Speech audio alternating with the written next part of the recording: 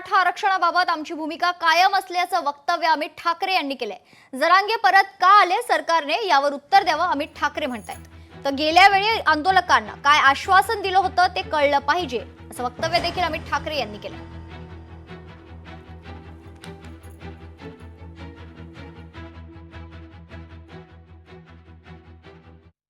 शेवटी हे जे आले ते पनवेलला येऊन मागच्या वेळेला परत गेलेले ना, बरोबर ना?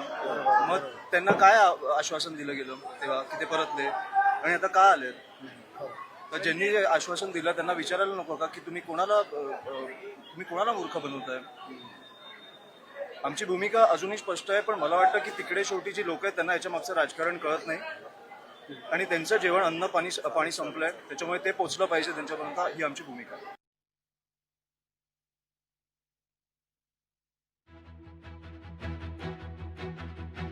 आमची भूमिका कायम असल्याचं वक्तव्य अमित ठाकरे यांनी केलेलं आहे।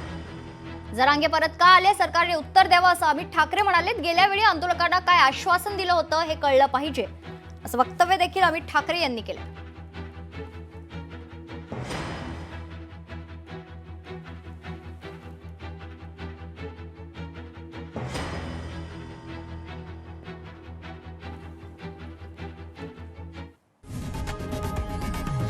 लोकशाही मराठी ऐका, पहा, जागरूक रहा।